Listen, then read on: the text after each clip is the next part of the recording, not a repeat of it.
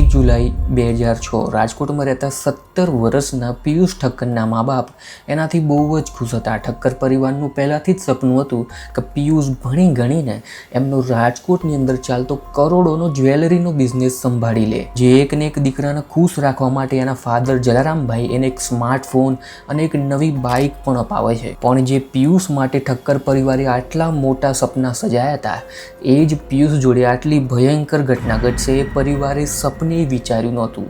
પહેલાં તો આ ઘટના બધાને ડરાવે છે, પણ જ્યારે સચ્ચાઈ બહાર આવે છે એ બધાને અંદરથી તોડી નાખે છે અને એક એવી સ્ટોરી બનાવે છે જે સ્ટોરીમાં નફરત અને લાલચ છુપાયેલી હતી. તારીખ 14 જુલાઈ 2006 એ દિવસે રાતના લગભગ 8 વાગ્યા હતા. જલારામભાઈ એમના જ્વેલરીના શોરૂમથી પાછા એમના ઘર તરફ જતા હોય છે. એ જેવા જ ઘરની અંદર એન્ટર થાય છે, એ જોવે છે કે એમનો છોકરો પિયુષ એ ટીવી જોઈ રહ્યો છે. આ જોઈને જલારામભાઈ એની નજીક જતા હોય છે ત્યારે અચાનકથી પિયુષના ફોનની અંદર એક રિંગ વાગે છે. એ રિંગ એક અનનોન નંબરે વગાડી હતી. જ્યારે પિયુષ કોલ ઉપાડી લે છે ત્યારે અંદર એક છોકરી બોલે છે. એ છોકરી કહે છે કે હું પિયુષ તને ઓળખું છું, જો તારે મને મળવું હોય તો તું ફટાફટ શાસ્ત્રી મેદાનના લીમડા ચોક પાસે આવી જા, હું તારી રાહ જોઈ રહી છું. આ વાત સાંભળીને 17 વર્ષનો પિયુષ કંઈ વિચારવા રહેતો નથી કે અત્યારે રાતનો સમય છે કે દિવસનો સમય છે. એ ફટાફટ એની બાઇકની ચાવી શોધે છે અને બાઇકની કીક મારીને ત્યાંથી નીકળે છે. આ જોઈને જલારામભાઈ એને બૂમ પાડે છે કે અત્યારે તું ક્યાં જાય છે, અત્યારે રાતનો સમય છે. ત્યારે પિયુષ જવાબ આપે છે કે હું બસ 5 મિનિટની અંદર પાછો જાઉં છું. અહીંયા જલારામભાઈ વિચારતા હોય છે કદાચ પિયુષને એના ફ્રેન્ડનો કોલ આવ્યો હશે એટલા માટે જતો હશે, એ 5 મિનિટમાં પાછું આવી જશે. પણ કલાકોના કલાકો વીતી જાય છે, પિયુષ પાછો આવતો નથી. અહીંયા ઠક્કર પરિવારનું ટેન્શન વધતું ને વધતું જતું હતું. ધીમે ધીમે સમય વીતતા 2 વાગી જાય છે. આખરે જલારામભાઈ ખુદ એમના છોકરાને શોધવા માટે રાજકોટની અંદર ઘૂસી જાય છે. રાજકોટની અંદર જલારામભાઈ એને આખી રાત શોધે છે, પણ જ્યારે સવાર પડે છે ત્યારે એમની પણ હિંમત તૂટી જાય છે અને વિચારે છે કે હવે પોલીસ સ્ટેશન ગયા વગર કોઈ છૂટકો નથી. ત્યારે એમના પરિવાર સાથે એ પ્રદ્યુમનનગર પોલીસ સ્ટેશન પહોંચી જાય છે. પોલીસ સ્ટેશન જઈને આખી વાત પોલીસ ઓફિસરને સમજાવે છે. પોલીસ ઓફિસર આખી માહિતી લે છે કે ઘરેથી કેટલા વાગે નીકળ્યો હતો, એનો કોનો ફોન આવ્યો હતો, એનો મોબાઈલ નંબર શું છે, એની બાઇકનો નંબર શું છે. આ બધી માહિતી લીધા પછી પ્રદ્યુમનનગર પોલીસ આ પિયુષની શોધમાં લાગી જાય છે. ધીમે ધીમે તપાસના ચાલતા આની બાઇક મળી જાય છે, જે શાસ્ત્રી મેદાનના લીમડા ચોક પાસે સુમસામ હાલતમાં પડી હતી. પણ અહીંયા પ્રશ્ન એ હતો, બાઇક તો મળી ગઈ હતી પણ પિયુષ હજી મળ્યો નહોતો. જ્યારે પોલીસ ઓફિસરે બાઇક મળવાની વાત જલારામભાઈને કોલ કરીને કીધી તો જલારામભાઈએ કીધું કે હું ફટાફટ એ બાઇકને જોવા પોલીસ સ્ટેશન આવું છું.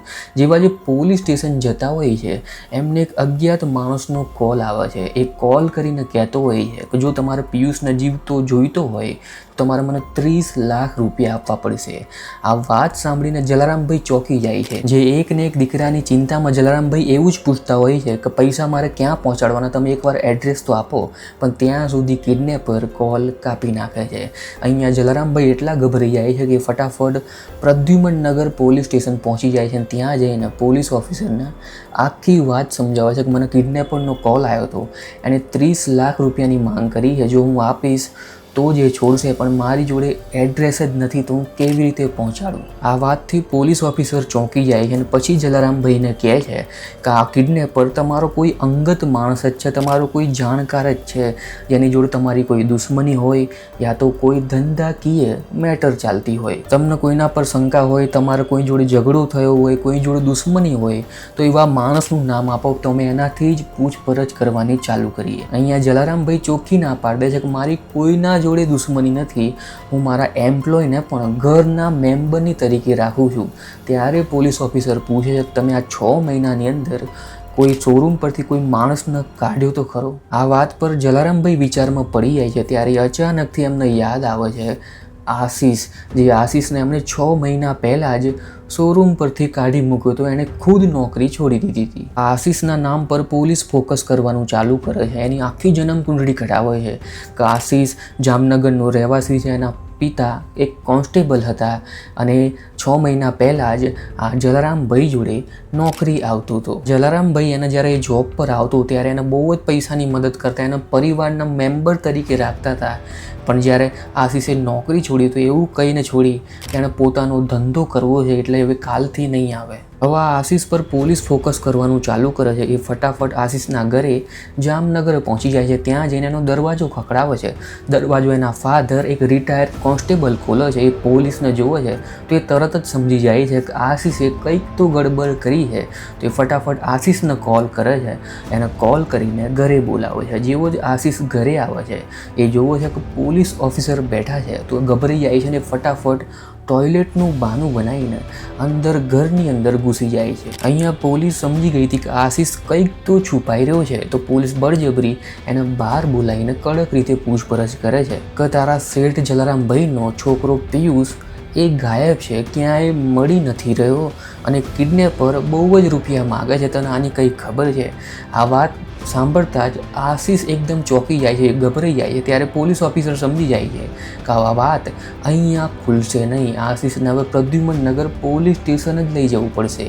ત્યારે પોલીસ એને જામનગરથી ઉઠાવીને પ્રદ્યુમનનગર પોલીસ સ્ટેશન લાવે છે. જ્યાં પોલીસ સ્ટેશનની અંદર આશીષની રાહ એક સિનિયર ઓફિસર જોઈ રહ્યા હતા, ભાનુભાઈ. એ જ ભાનુભાઈ આશીષની પૂછપરછ કરવાની ચાલુ કરે છે.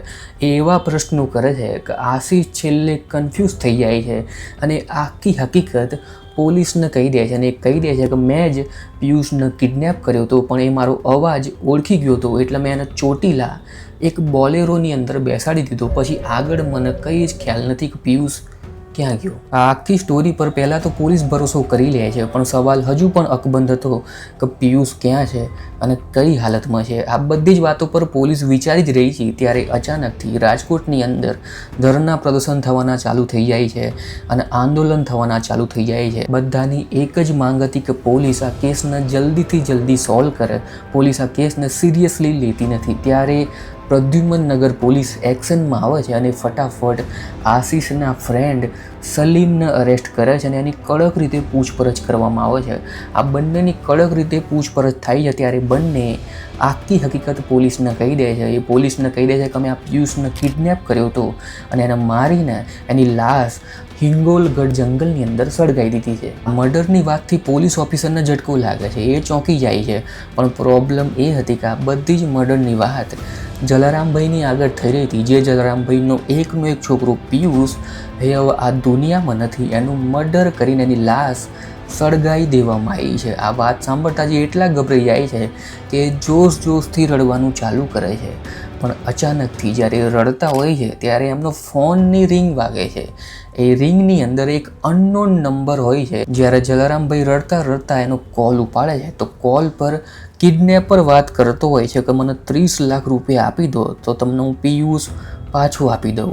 અહીંયા પોલીસ ઓફિસર કન્ફ્યુઝ થઈ જાય છે કે અહીંયા વાત માનીએ તો માનીએ કોની, કિડનેપરની કે આશીષની. ત્યારે પોલીસ ઓફિસર આશીષને કહે છે કે ચલ તું હવે બતાવી દે કે તે આ લાશ ક્યાં સળગાઈ હતી. ત્યારે આશીષ ચૂપચાપ કંઈ બોલ્યા વગર ગાડીની અંદર બેસી જાય છે અને ગાડી હિંગોલગઢ જંગલમાં પહોંચી જાય છે. ત્યાં જઈને આશીષ એ જગ્યા બતાવી દે છે જ્યાં એણે પિયુષની લાશ સળગાઈ હતી.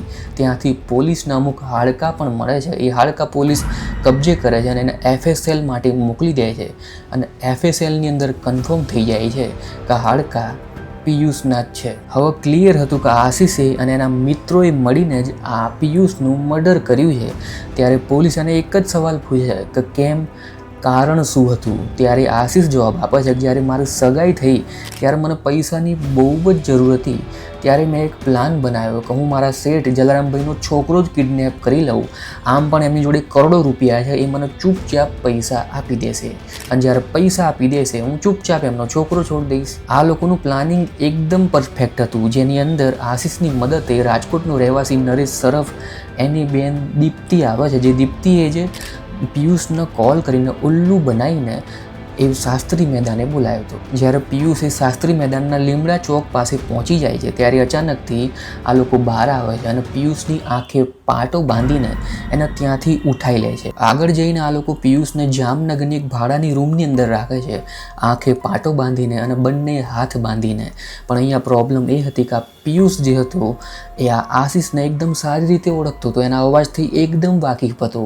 આ આશીષના આ વાતની ખબર નહોતી. આ લોકો પિયુષની સામે જ બધી વાતો કરતા હોય છે ત્યારે પિયુષ અચાનકથી બોલે છે કે આશીષ, હું તને ઓળખું છું, તે જ મારું કિડનેપિંગ કર્યું છે. જો તે મારા ફાધર જોડે પૈસા માગ્યા હોત તો તને એમનેમ જ પૈસા આપી દે. તારું મને કિડનેપિંગ કરવાની કોઈ જરૂર નથી. અહીંયા પિયુષની વાત સાંભળતા આશીષ ચોંકી જાય છે, કારણ કે એનું પ્લાનિંગ તો ખાલી કિડનેપિંગ કરીને પૈસા જ લેવાનું હતું.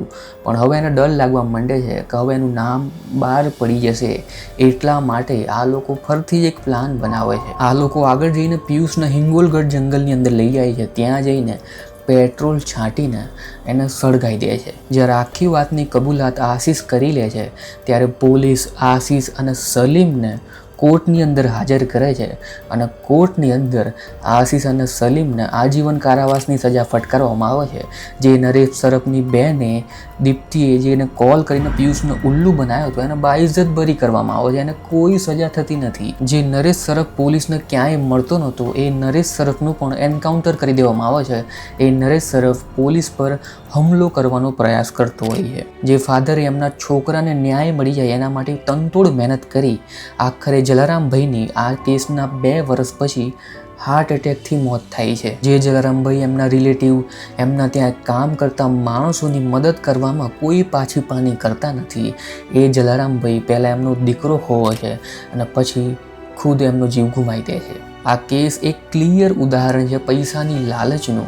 અમુક માણસોને પૈસાની લાલચ એટલી છે જે લાલચને પૂરી કરવા માટે એ લોકો કોઈ પણ હદ સુધી જવા માટે તૈયાર છે. લાલચ એક બુરી બલા તો છે જ, પણ એક એવી માયાજાળ છે જે કોઈ દિવસ પૂરી થતી નથી. જો એને પૂરી કરવામાં આવે તો એ મોટા મોટા પરિવારને તોડી નાખે છે. જે પરિવાર પાછા ક્યારેય ભેગા થતા નથી. રહી જાય છે તો ખાલી એમની યાદો. જે પૈસા કમાવા માટે માણસ મજૂરી કરે છે, બિઝનેસ કરે છે, પણ જ્યારે માણસ લાલચનો રસ્તો પકડી પાડે છે પૈસા કમાવા માટે તો એ માણસ રહેતો નથી, એ બની જાય છે રાક્ષસ.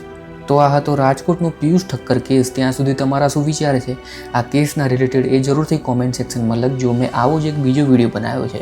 સુરતમાં રહેતી ડૉક્ટર બીના વિરાણીની હત્યા કરવામાં આવે છે. હત્યા કરીને એની લાશ સાપુતારાના જંગલની અંદર ફેંકી દેવામાં આવે છે. કેવી રીતે પોલીસ આ મિસ્ટેરિયસ કેસને સોલ્વ કરે છે તમે આખો વિડીયો અહીંયા ક્લિક કરીને જોઈ શકો છો. ત્યાં સુધી હું મળીશ તમને આવા જ વિડીયો સાથે. Thanks for watching.